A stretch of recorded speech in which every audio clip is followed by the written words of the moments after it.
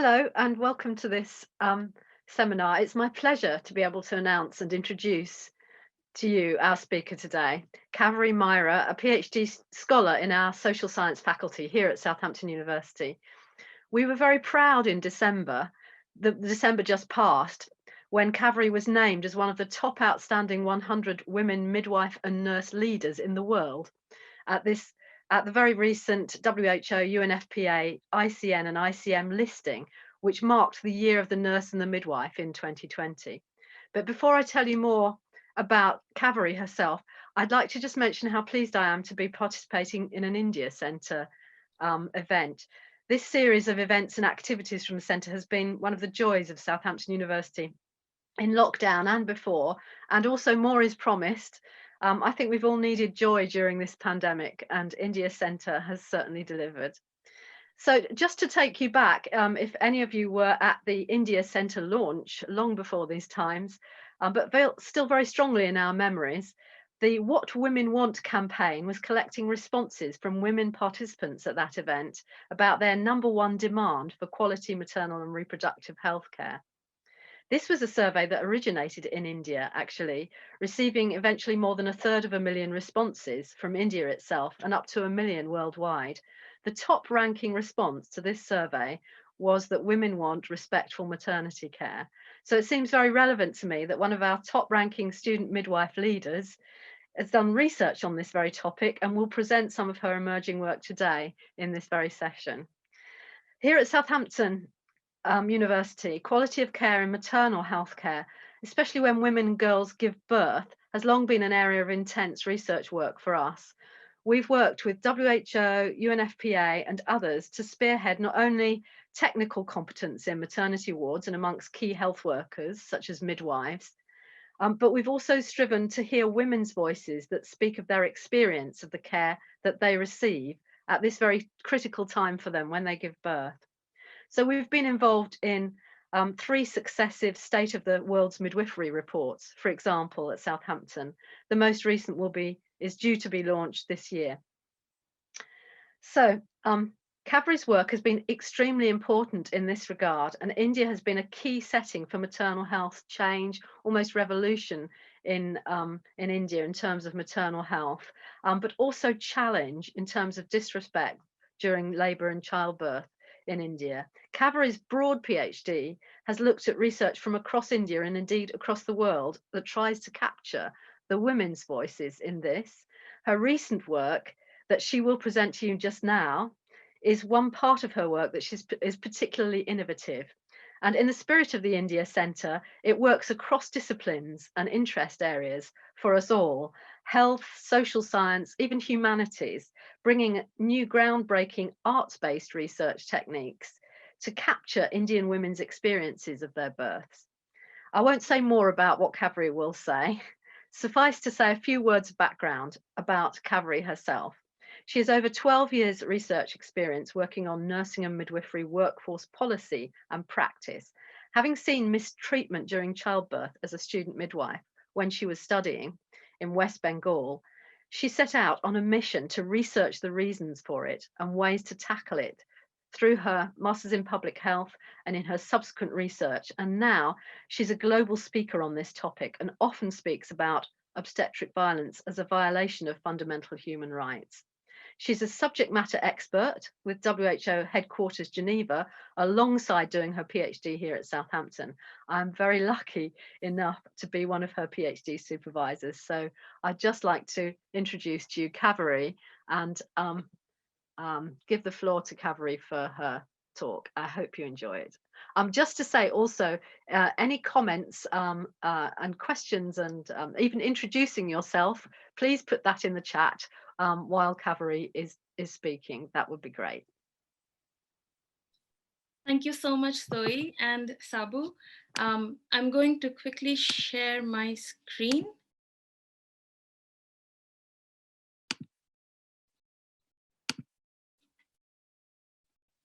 I'm hoping that worked.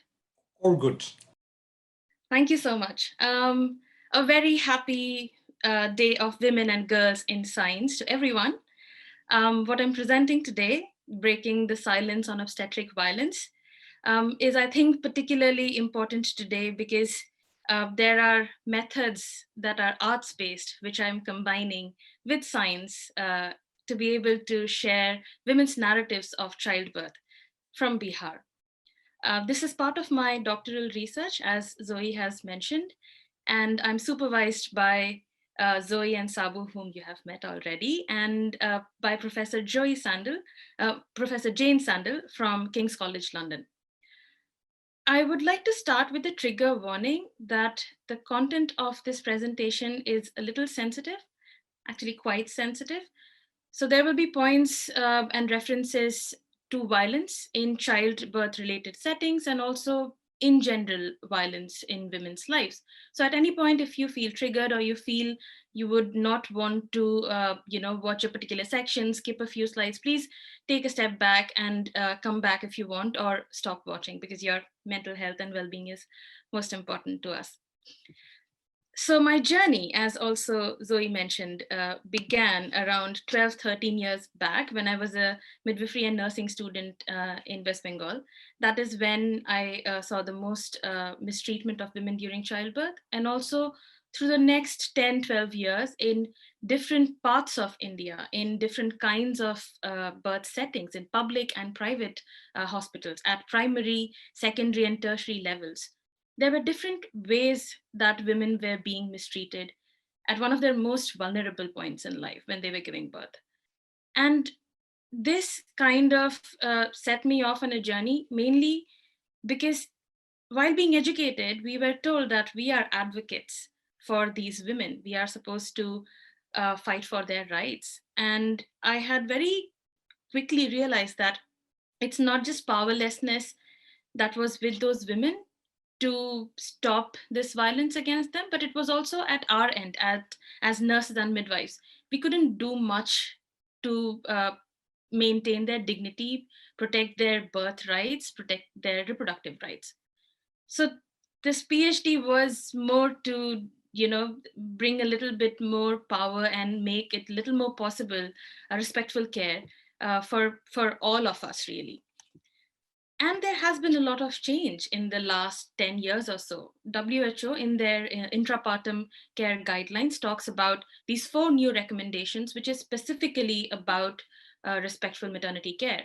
And it also says that respectful maternity care is care organized for and provided to all women in a manner that maintains their dignity, privacy, and confidentiality, ensures freedom from harm and mistreatment, and enables informed choice and continuous support during labor and childbirth.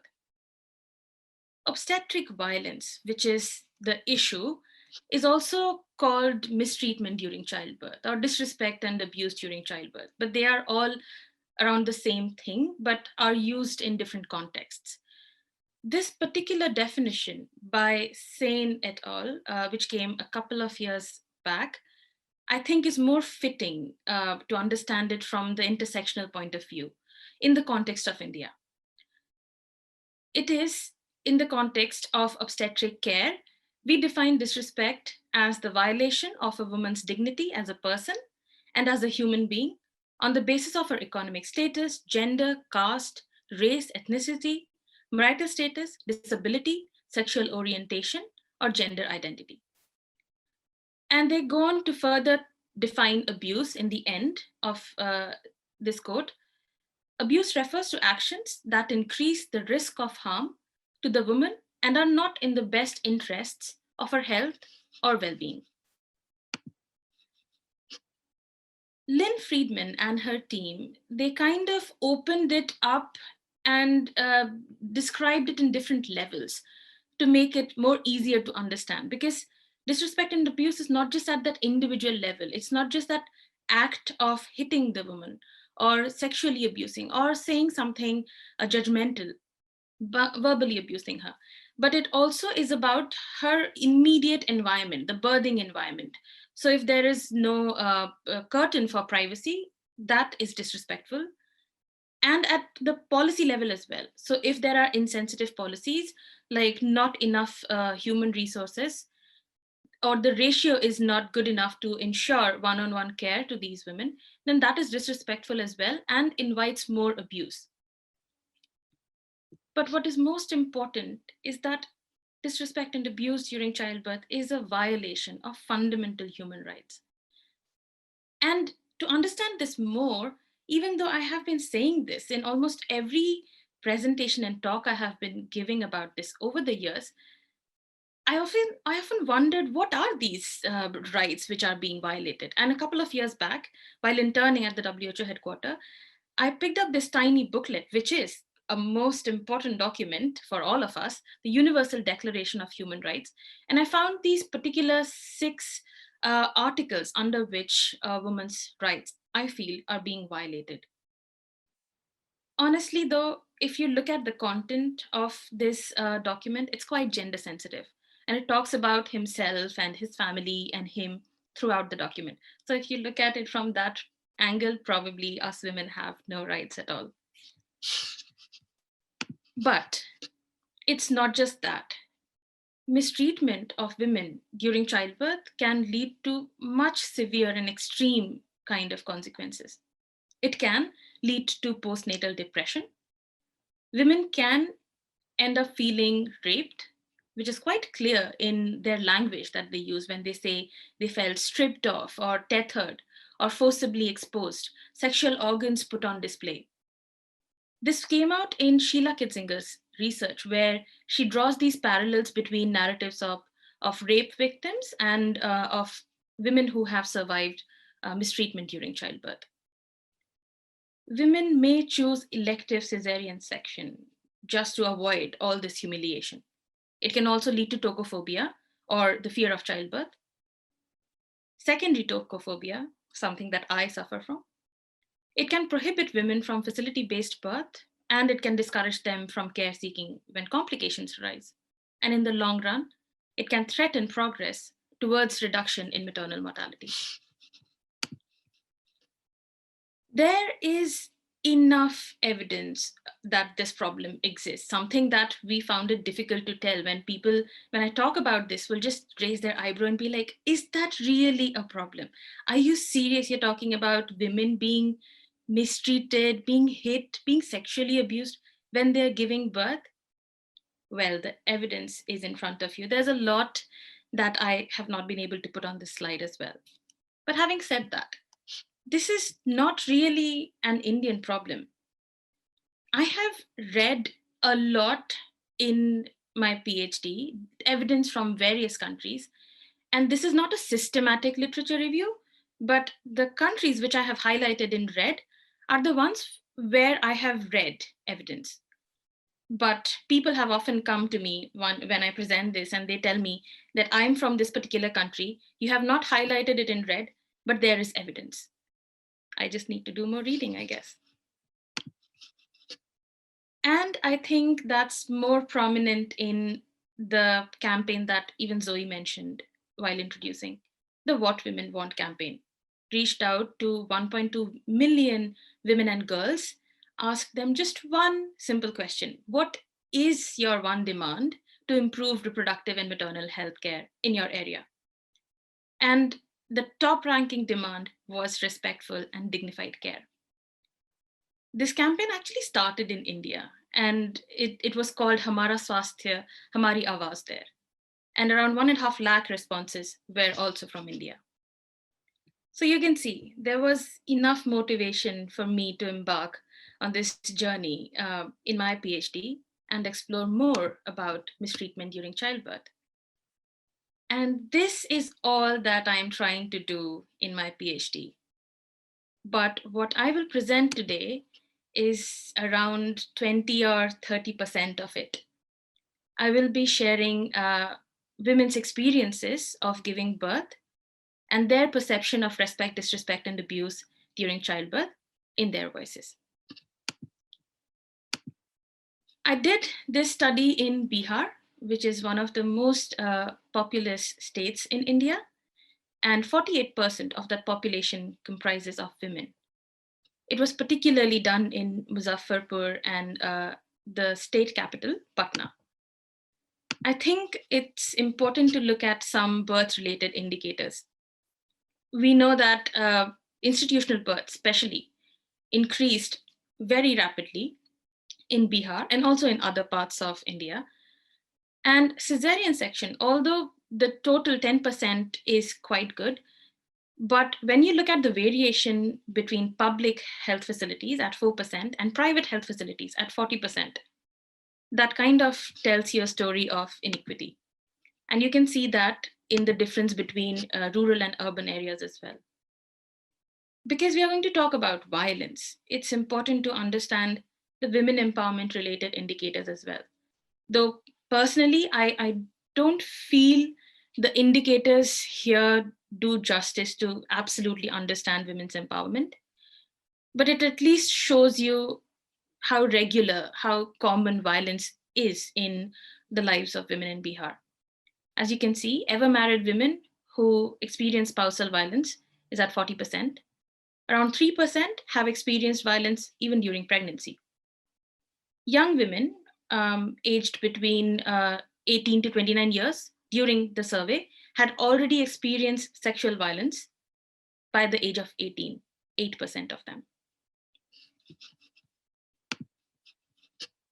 So with all that background, I have been looking at women's narratives of childbirth through the last 10, 12 years, and not just in Bihar, in all around in India, all around the world. And I have, especially in India and in similar contexts, I have felt there is a hesitation and there is some limitation in women sharing their stories. Sometimes it can be about the stigma and shame about the body parts related to it. So that can curb the amount of detail they can share, or the obstetric settings, which can have instrument and aspects which is difficult for people to know and call and name. So I did a scoping study to find a way to understand as much as possible and get into as much detail as possible. This person who is a Dai, and when she was telling me about her birthing experience, I just couldn't understand what position she's talking about. So she made me the woman and she showed it on me. I still don't know what this position is called. If you do, please write it in the chat box. But you can understand why I was asking people to show it to me on my body. But for obvious reasons, I can't record it on my body. So then I did the next best thing, which was kind of drawing a gingerbread looking weird shape just to understand what is happening. So I will make this and I'll ask them to show it to me. What was happening where? Which then led to a little better looking and what we call a body map. This was the beginning of it. I had very, very limited resources and just joined a couple of flip charts to do this. But that definitely led to what I now call birth maps. I'll tell you more about them. This is a visual arts-based participatory method, and it's adapted from body mapping. There's enough literature on that. It involves using a 7 feet long and 3.5 feet wide sheet of paper, where after I demonstrate how the women lie down on it in the position they would choose to show from their experience of giving birth.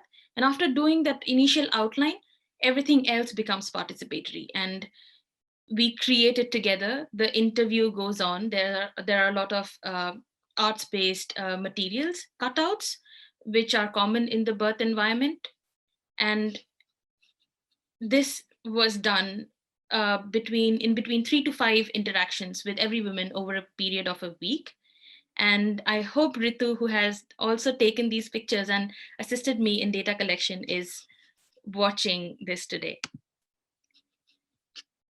The body mapping based in-depth interviews were done with 8 women in Bihar, 4 in rural villages in Muzaffarpur and 4 in urban slums in Patna. And this data was collected in November and December 2019.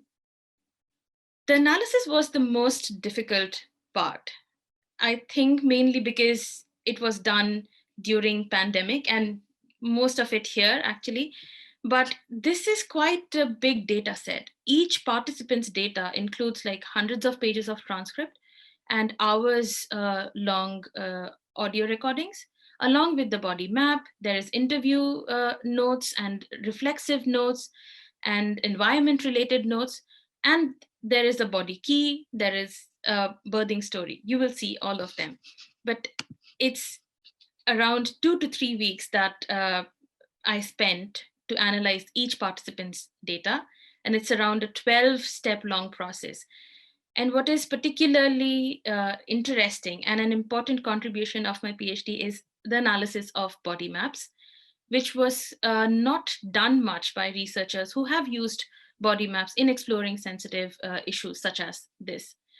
Another interesting part was using voice relational analysis that aided in creating I poems, which I will show as well.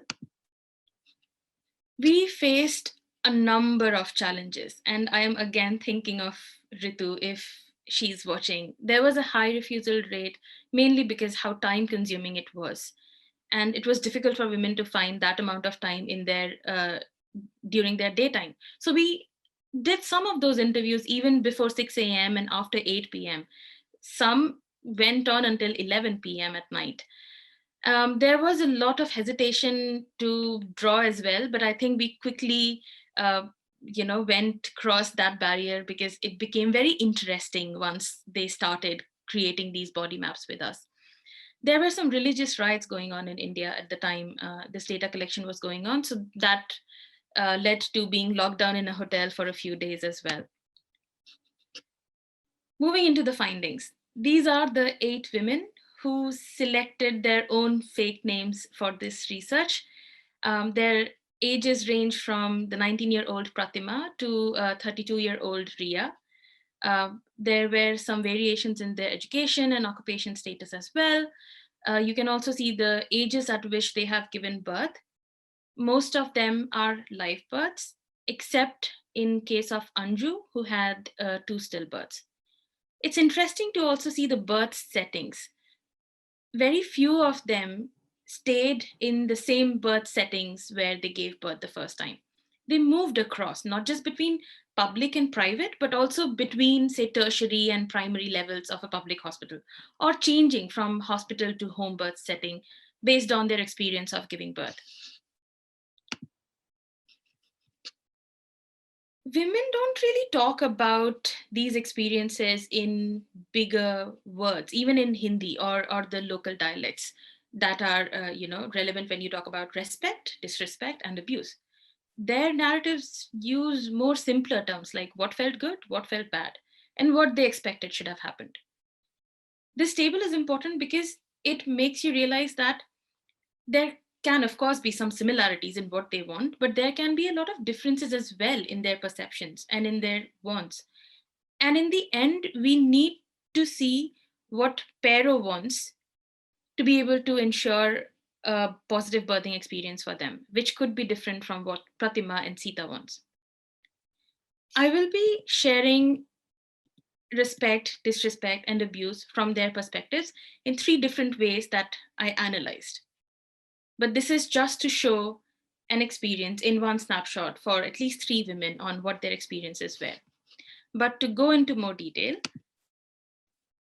Amrita, for example, this is what she says when she says, I need respectful care. Care should be like, when I told them what problem I have, they should come and check me completely and tell me about my condition, that in how much time I will deliver. I will feel respectful when they will do my delivery on time without delay, when they will speak with me politely with a smile, when they will take care of me nicely, if they gave me a bed. They should treat us like family members. No matter whether I am birthing a boy or a girl, I should be treated well. They should talk to me nicely, no matter whether it is a nurse, doctor, or dai. They should give immunization, injection, medicines, and other supplies from hospital. Then only we will share our good experience with other women in our neighborhood. That we are not disrespected there, and people are not greedy. What's the point of going there otherwise? Though there are similar definitions they shared of disrespect as well, but I would like to share Urmila's experience of her experience of disrespect and abuse through this I poem. The title, The Lady Doctor Was Really Nice, is also taken from her narrative verbatim. She says, I told her not to do it, but she forced her hand in me. I told her, don't put your hand in, because it was hurting, but they continued to do so, didn't listen to me. I was so angry with the doctor because she called me so many times for vaginal checkups. Every time she told me the passage didn't open. I didn't like it. I was shouting and crying due to pain, but still doctor kept on suturing. I asked them for behoshi ki dawa, the anesthesia, but they were not listening to me and kept doing it. I thought my problems are over after giving birth, but the real challenge was post-birth. I was screaming. The doctor and sisters were holding me down from all sides and kept stitching me. I felt all of it. I kept screaming and asking for anesthesia.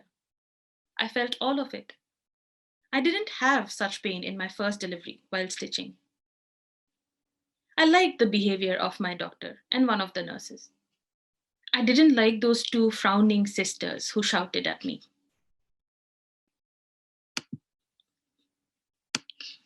And now I'm trying to show you what we call a birthing story.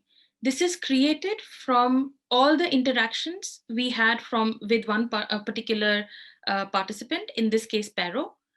And it was created in the field and it was read out to Pero and to every participant their own, to ensure that this particular summary captures everything that they told us. I'm going to read Pero's birthing story, and I request you to please look at Pero's birthing map while I tell you her story. Pero says, my heart was beating out of my chest because I knew what was going to happen next. He held my hand tightly, a stranger, but it felt good, as if someone my own is keeping me calm. Scared, I asked him to press his hand on my chest, on my heart. I'm a 29-year-old government school teacher, and this was my second childbirth, a year ago. Memories of my first birth had traumatized me. Everything is still fresh in my mind. Even now, when I think about it, I just know, never again. I wasn't in pain, but I was leaking some fluid. So everyone took me to the government hospital that morning. There were many women all waiting for their turn, and then I saw that doctor wearing a plastic glove, checking everyone in that dirty environment. I ran from there. I was taken to a private hospital next. The lady doctor just made the nurse lift my petticoat and nightie up and forced her hand inside me without any explanation. I started screaming and crying out of pain. You can never have a normal birth if you cannot bear this pain. The next 3 days, I was in observation when I was given 19 bottles of fluid, many injections to increase the labor pain, and numerous vaginal examinations. The nurses would just come and insert their hand, not even minding the crowd and how many people are around me. I was frustrated and complained to the doctor. Why does everyone has to insert a hand in me, even without talking to me? Is there no other way to check? She said nothing. My mother says, women have to endure that to have a child. Even now, sometimes I tell mommy, that wasn't right.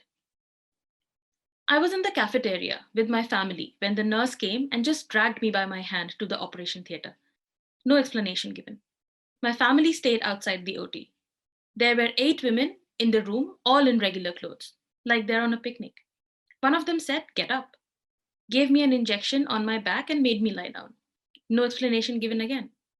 That's when I realized I'm going to get operated. No one told me. My only solace was that there won't be any labor pain. Another man blindfolded me because the less I see, the less uncomfortable I will be. I felt someone was taking my petticoat off and lifting my nightie to the chest. They were treating me like a doll or like an animal, doing whatever they want, not caring about me at all, like I didn't exist.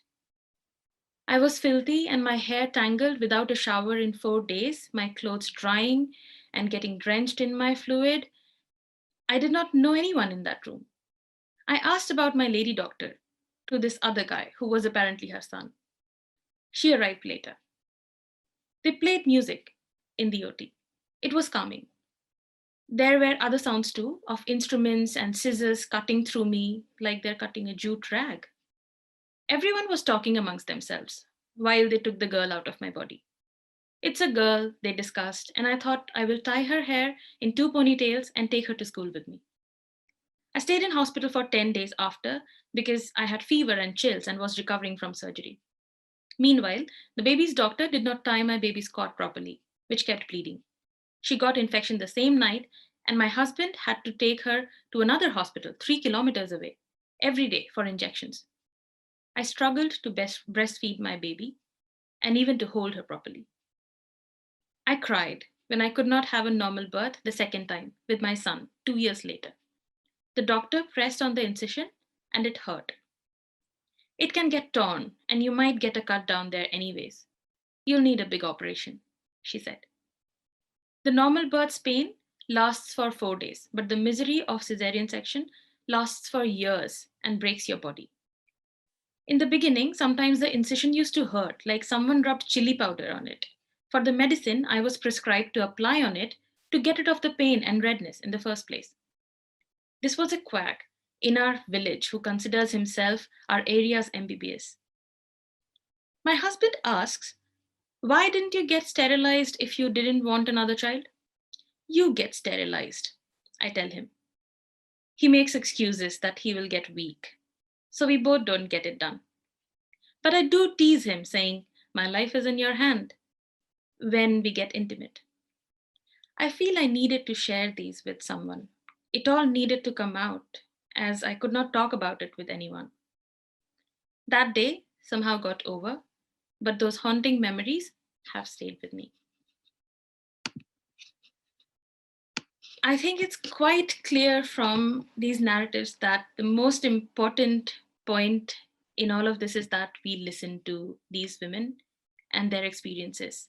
And that is what is crucial to ensure respectful maternity care and to ensure a positive birthing experience for them, to understand what their perception is of respect, disrespect, and abuse. And they vary and they are diverse. And listening to them and for them to be able to share this becomes more difficult because there is some level of silence around it in the birth conversations due to the stigma and shame that I earlier described. I think birth mapping is an important contribution because that came to my rescue in this. I found it to be a culturally appropriate method. It's arts based, it's very easy to navigate through sensitive issues, and it brings down the language and power based barriers a lot and makes it much more easier to have those conversations. I think I am going to forever be grateful to these women who spent all this time with me and shared their stories. But there are many other people who have helped me through this journey of my PhD, which is ongoing, but especially for this particular study. And I hope some of you are attending this today. With that, thank you so much for listening. I would love to take some questions.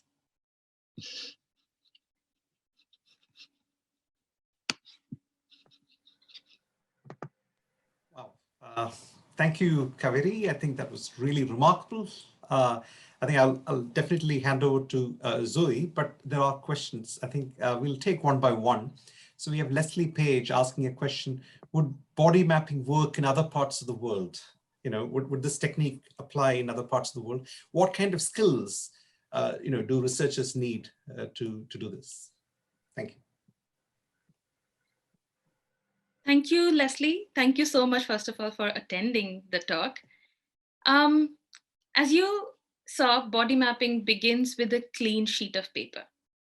And it was co-created by people like me and Ritu, who are not very good in arts, and with some women who are not even literate and have never, written anything.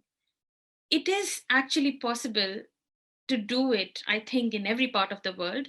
And it's important to do it to understand the diversity in it as well. there is, I mean, a way, there are guidelines to do body mapping.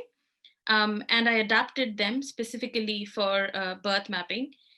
And I don't have any formal training to do that, but I read the guidelines and I practiced, and we did some pilots, and that's how we were able to do this. And yes, it keeps making it easier with every day that you go there, and it's a very flexible kind of a process, and you learn what to do next every day. And yeah, it yeah, you can do it anywhere really.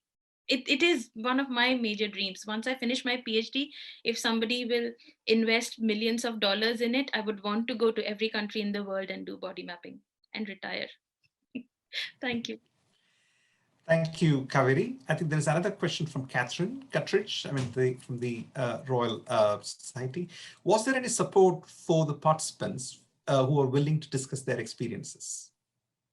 Yes, in fact, that was a requirement in terms of ethical clearance as well, because naturally some of these points they have not talked about, they have not voiced them before. So we are talking to them, and some of them kind of are, these experiences are coming, they are getting afloat. So yeah, it was a requirement for us to know, have the address and contact of the nearest therapist, uh, mainly in a government facility. And we had that for these women, and they were aware of it as well in case they needed that help.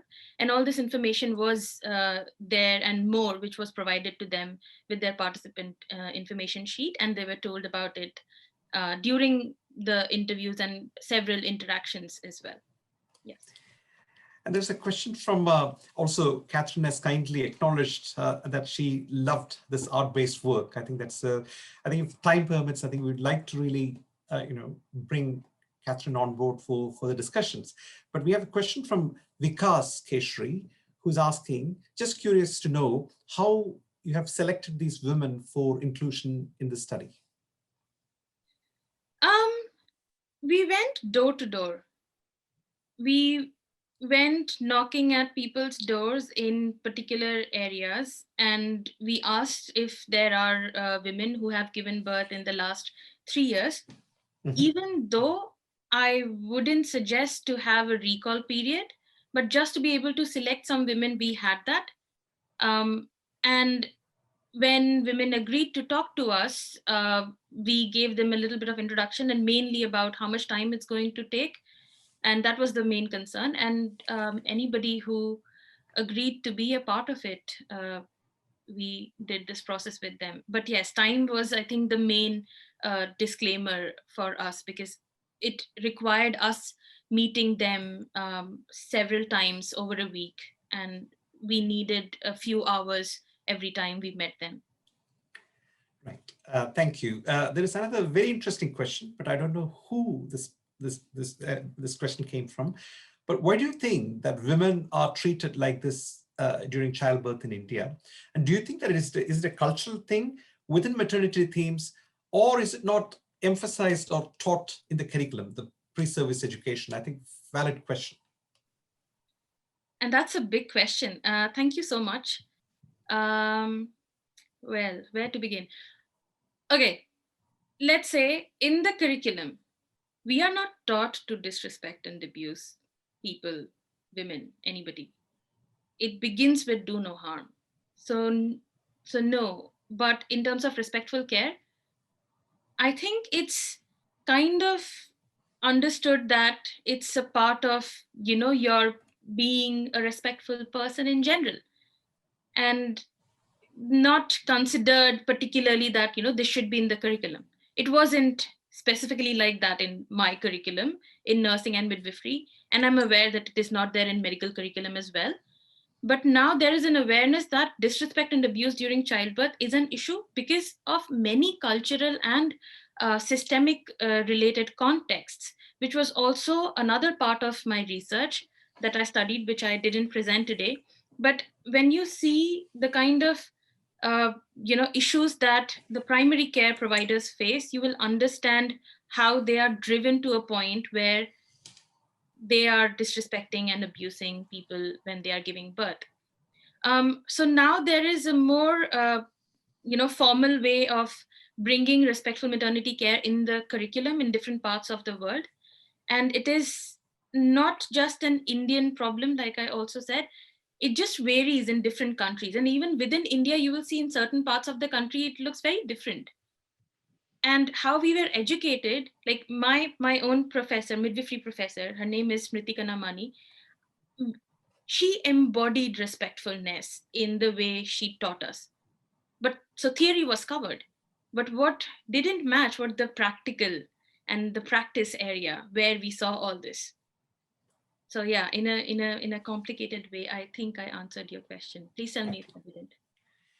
Thank you, Kaveri. There's another very interesting question from Tanya Burchell, I think, who's asked this question.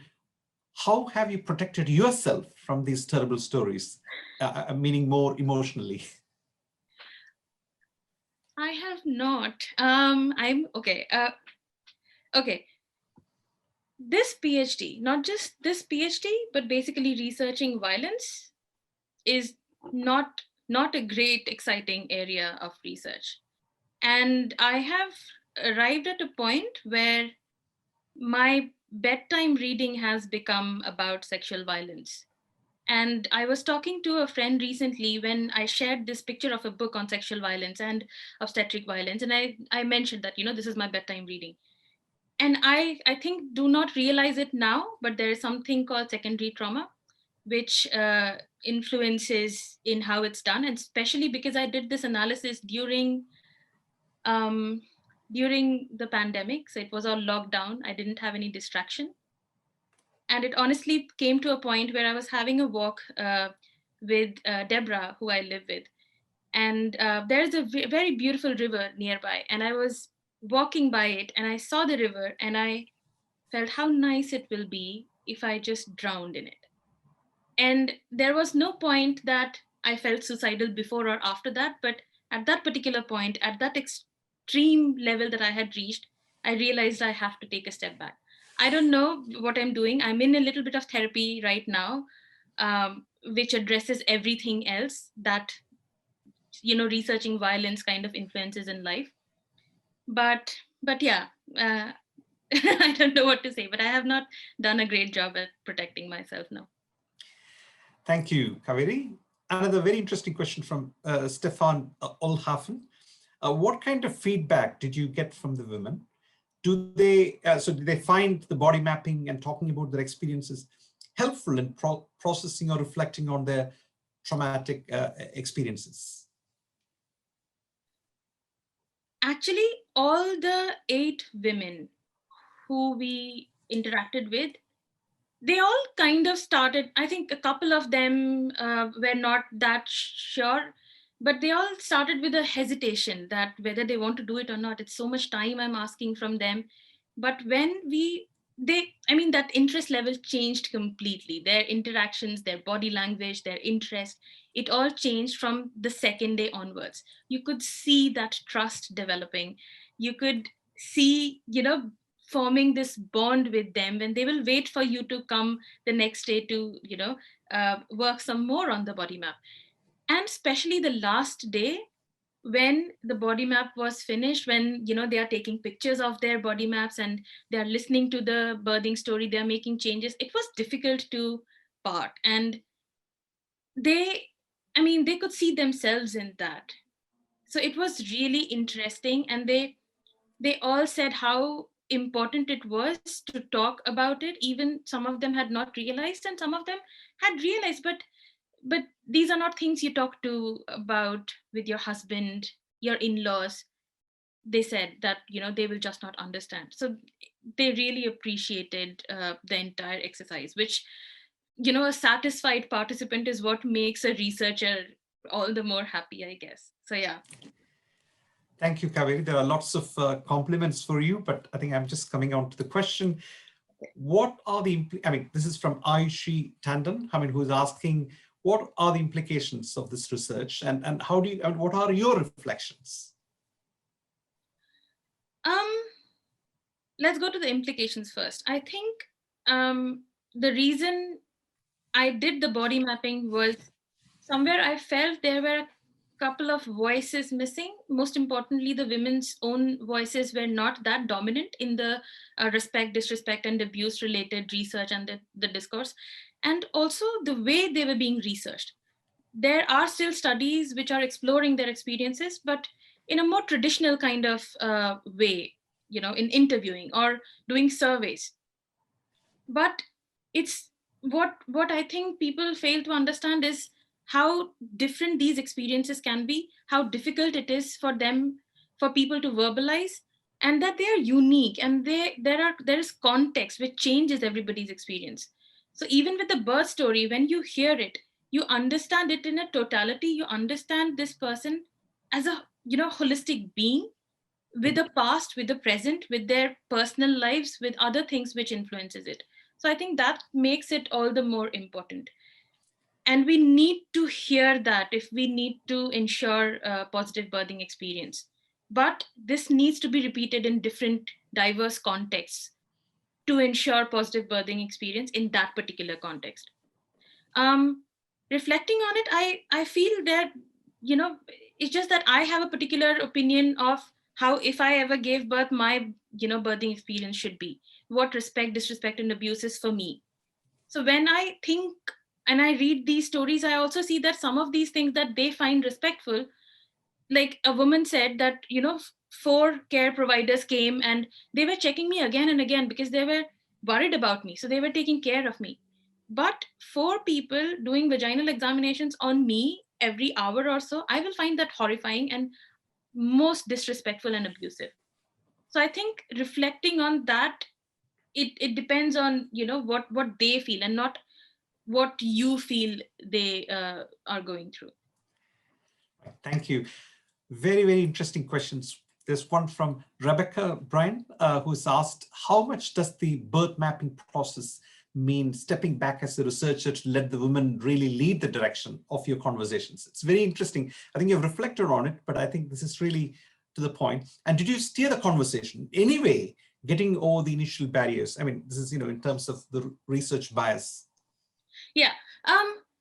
Yes, absolutely. But see, this work was started with that purpose. I needed for them to talk and share more. And there were times when it was difficult to, have the conversation flow.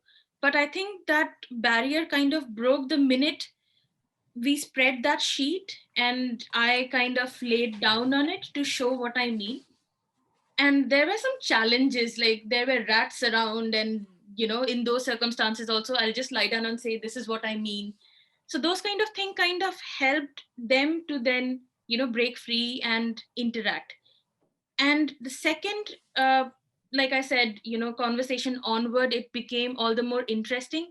It didn't need much of steering after that point, but there is not a lot of interruption from my end in this, because that's why, as you saw in Pero's story, for example, she has talked about her personal life. She has talked about her, being educated, her regular life, how she grew up. So there are all kinds of stories that are coming out. It's only when they stop, maybe I'll pick up on one of those things and I will probe. But other than that, there was just starting with, asking them their birthing experience and how they would, which one they would want to show, even though it focused on all their childbirth experiences. Can I come in with a question here? It's not Yes, really please. a question. It's just that there's so many questions here about how you really did these body maps and the details, that I think it's fascinating what happened in those interviews. So, I mean, in terms of getting the pens and making a key and having all those pictures of little people, how did that work? I mean, I know how it worked because I've been part of doing this story with you, but I think participants would really appreciate if you told them, how exactly you elicited these stories from these women. This was all it was all dependent on how, the needs that were felt in the field. Especially initially, we went in with colors, right, and just paper and the initial things that we had identified in the scoping study. But then we went in and we understood that there are limitations. People can't just draw a fluid bottle or an injection.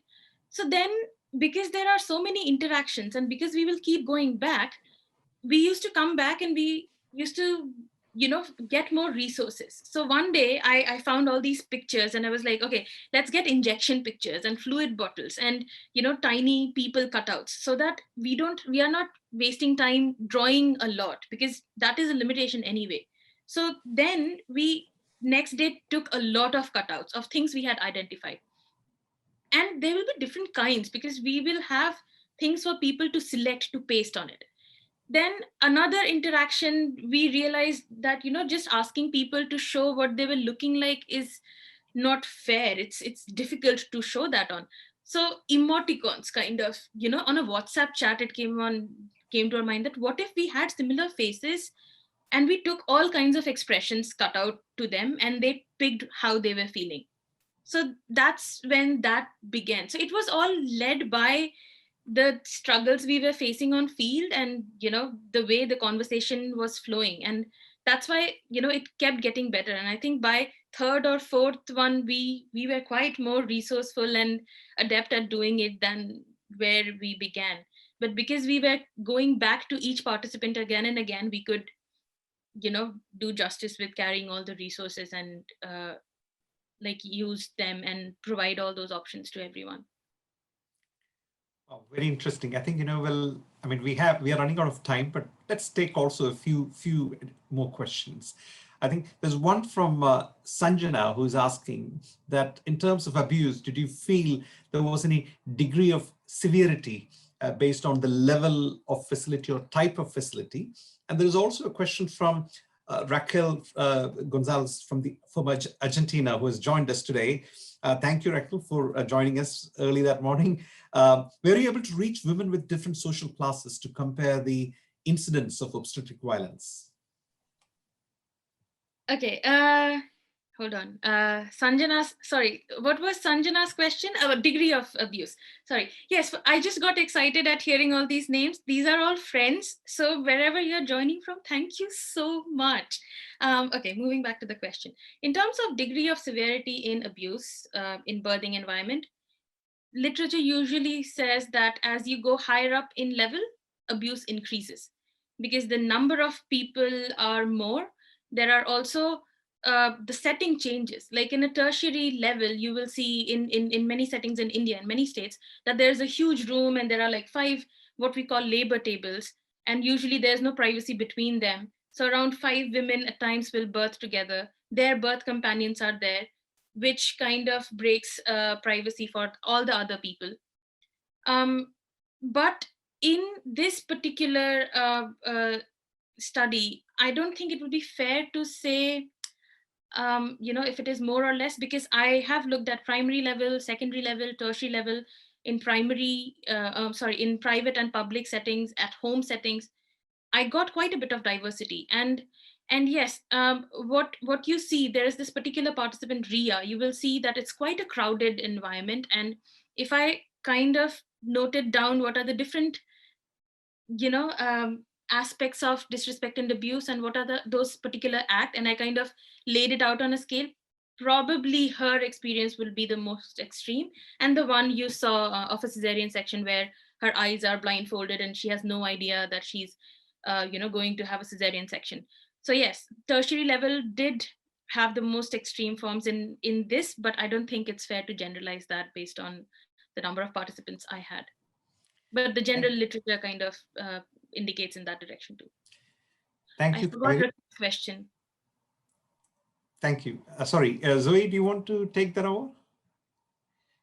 Raquel's question, I didn't answer Raquel's question. What was her question? It's regarding the socioeconomic differences. I mean, did you interview women from different socioeconomic background? I only person who was a little different was this public school teacher who was highly educated, has a government job, but her experience was the most abusive that I heard. So yes, even in my doctoral research, I find that there are so many different things that influence how you're going to be treated during childbirth. But so far, the experience has been that everyone does get mistreated. Right. I think we have also, sorry, yeah. There are a couple of questions Yeah, coming please, up about, please, yes, please I take. thought maybe we should take these ones about using the maps to give feedback, and how would you engage now with OBGYNs, midwives and other staff, given these maps? I mean, could you actually use them to feedback? There's various questions, Barbara Stillwell, Alexis Pelfreyman and others. What would you say to those type of questions? About the utility of the body maps? Yes, and using them to feed back to staff.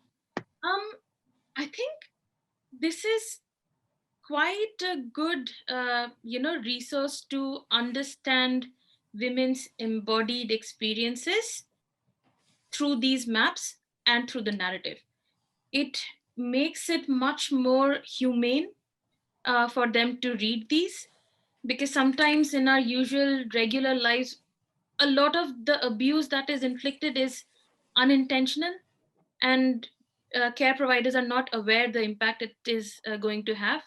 And even now that courses are coming up, and modules are being created on respectful care, these are quite good resources for people to be educated about why respectful care is important and what disrespect and abuse can do, and to have that orientation before stepping into the practical field of giving care to people who give birth. So I think that way it's a really good resource for people to learn from these experiences. This is as real as it can get without having to meet people, I feel so. I think that's a great point to end all the questions. That's right. It's Yeah. such a powerful resource, and I think that it's just been amazing hearing about how you've applied it. Any more final questions, Sabu? Can you see? Well, I think there are a lot of questions. I think, well, the final question, let's take from Catherine Guttridge, I think, who asked a very, very pertinent question. What are the barriers, do you think, that exist to tackle obstetric violence, given that some people deny that even this practice exists? Barriers, I mean, people denying in terms of care providers or women? Does it? No, I think the question doesn't specify that, but I guess both. I think not both, probably care providers, I think I would say. So the first part of my PhD was to go out to care providers and understand how they perceive respect, disrespect, and abuse, and what they think drives this behavior. And I start with one of the paintings by Shomi Karmakar that you have seen. A woman is lying on the table, and there are a lot of people around her providing care to her. And I show that to them, and I ask them, what do you think is happening here, and why is it happening? And from my experience of that, many people, see, nobody is going to come out and say to you that, I have done this. I have abused women. I have disrespected them in some way. But I think when they were sharing, there was always this realization that, yes, this happens. Many didn't say that it, in the first interaction, initially, they will be like, no, we have never seen anything like this. And then as the conversation proceeded, they will share, so it happens there, or, they have heard it from somebody, and then it opens up to, yes, it happens everywhere. So they do realize that it is a problem, but there are many challenges and issues that they talk about, including the workload, including the burnout, including not being able to manage the emotional burden this brings. I mean, I'm talking about analyzing these stories and just reading and consuming this literature and what that is doing to me. Imagine watching something like this day in, day out, while people are unwell. There are births and deaths happening. These are all emotionally high kind of incidents, and you just have to move from one person to another without getting any time to process it. So how do you protect yourself? And that is also a reason why you kind of shield yourself from it doing that emotional harm to you by just cutting off, and by just not making them not giving them that human kind of a personhood, I guess. So yeah, so it's really complicated, and I don't think it's possible to answer in a couple of minutes, but I have done this research and it's going to be published and out soon. Thank you, Kaveri. I think, well, I mean, in normal circumstances, if this is happening face to face, this would be the tea time for more interactions, and so on. But, we are constrained by time. But very interestingly, today, as we celebrate the United Nations Day dedicated to women and girls in science, I think this topic addresses a very important challenge, which has implications for policy, both, I mean, in India as well as globally elsewhere, on the health and well-being of mothers and their offspring. But also Bihar is very well on the spotlight, with 125 million people. There are already some positive changes that are taking place in the state, but rather they are very slow. And when compared to the rest of the world, I must say, because of the challenges, the contextual challenges and the health systems challenges. But to put it simply, I think if the situation in Bihar improves, then the region might achieve, or even the world might achieve, we will achieve the UN Sustainable Development Goals by 2030, because it's very, very important. It's paramount to invest on the health of women and particularly mothers and children. But thank you, Kaveri, for that intellectually stimulating and inspiring presentation. And also thank you, Zoe, for that wonderful contribution and sharing today's session. Both the speaker and the chair, I must say that they share a kind of a similar attribute, a common attribute, which is they both are exceedingly passionate and the energy and passion in what they do. So they put their heart and soul always on the work, and I'm so privileged to be part of this very interesting work. On behalf of India Center, I extend our warmest gratitude to you both, and also to all those who have taken time to join us from various parts of the world, from Argentina, Switzerland, India, China, to Middle East and Africa. This is phenomenal. Our India Center remains committed to the developmental agenda, particularly inclusive growth and sustainable development.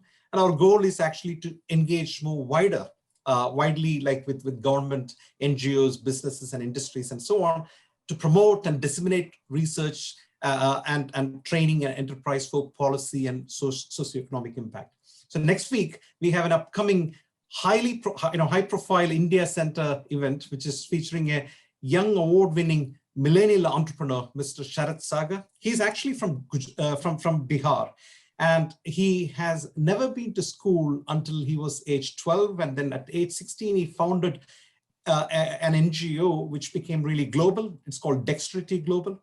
He's also the Forbes Global 30 Under 30, an award-winning global social entrepreneur, youth icon, and also internationally recognized in the list of honors by the Queen's Young Leaders Award, the Rockefellers Foundation, the Centennial list of 100 next century innovators, and so on. So, I think you're mostly welcome to really join us next time, but our heartfelt thanks to all of you from wherever you're joining, and please be safe, and we hope to see you sometime soon. Thank you, everyone. Thank you, Kaveri, and thank you, Zoe. Thank you so much.